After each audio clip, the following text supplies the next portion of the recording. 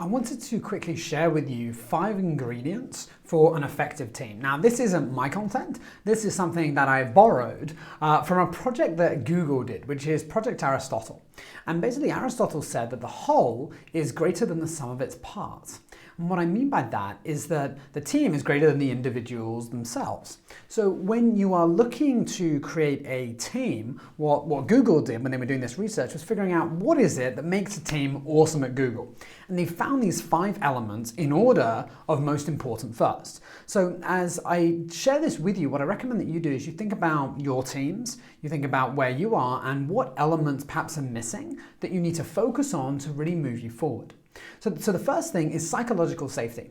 No team can perform at a high level if they think they're going to be judged, if they're going to feel that people are going to take the mick out of them for the mistakes that they make, if they don't feel comfortable sharing with others. Being psychologically safe is so important for a team to operate effectively, because otherwise you're not going to take risks if you're scared of being wronged by your employer, or if you're an angry boss, if you're going to shout at them, they probably won't tell you everything that's going on.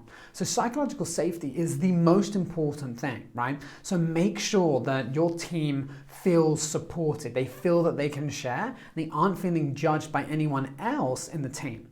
Now, next is dependability. You've got to be able to depend on your team, but even more importantly, they've got to depend on you.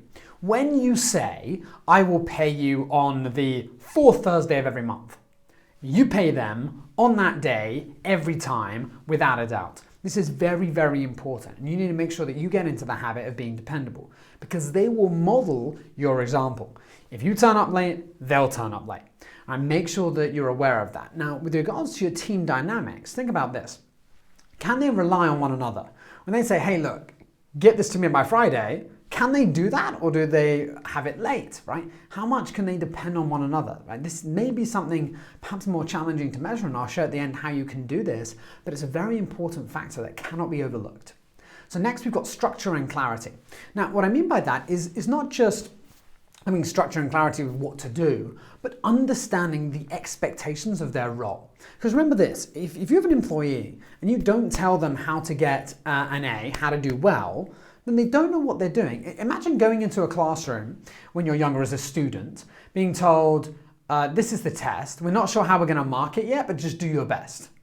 Right? You wouldn't really know what to do. Or if they said, they gave you a blank piece of paper and they said, I want you to draw something.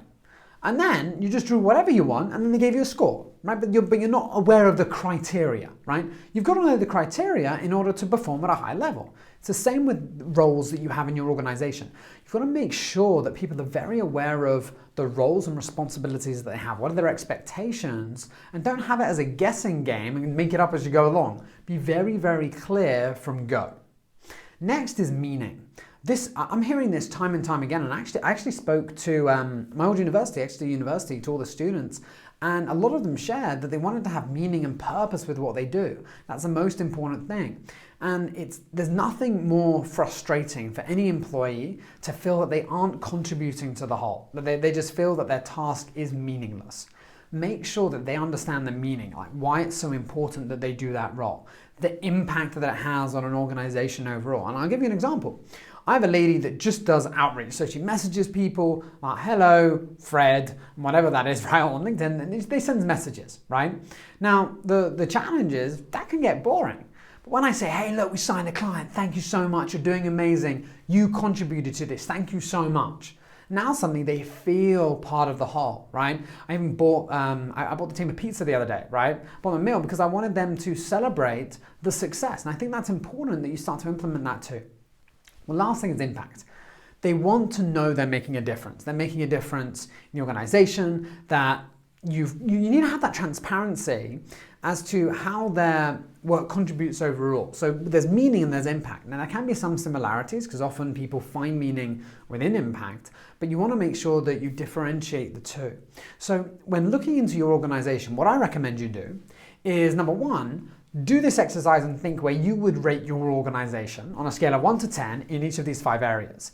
And then ask your team members. Don't show them all of this beforehand. Instead, just say, look, on a scale of 1 to 10, where do you feel, how meaningful is your role? How much impact do you think you have in the organization?